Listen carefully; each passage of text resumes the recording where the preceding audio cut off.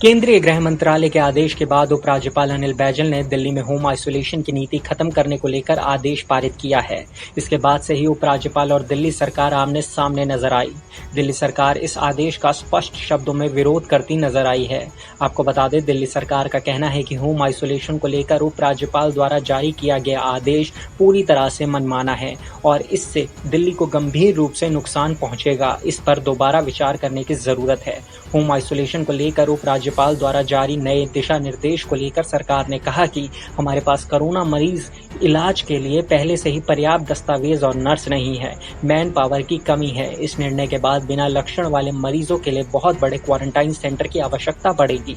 दिल्ली सरकार ने कहा कि इस निर्णय के बाद कोरोना वायरस के टेस्ट और उसके संक्रमण को लेकर कई लोग निराश हो चुके होंगे। मालूम हो कि केंद्रीय गृह मंत्रालय ने आदेश दिया है कि दिल्ली सरकार अपनी होम आइसोलेशन की नीति खत्म करे। इस आदेश में ये भी कहा गया है कि अब मरीजों की रिपोर्ट पॉजिटिव आते ही उन्हें कम से कम 5 दिन के लिए क्वारंटाइन सेंटर में रहना होगा।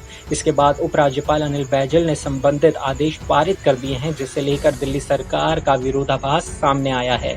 मालूम हो कि दिल्ली सरकार की होम आइसोलेशन नीति के अनुसार कोरोना के जिन मरीजों में लक्षण नहीं होते या लक्षण कम होते हैं, उन्हें अस्पताल नहीं जाना पड़ता, बल्कि उनका इलाज घर पर ही होता है।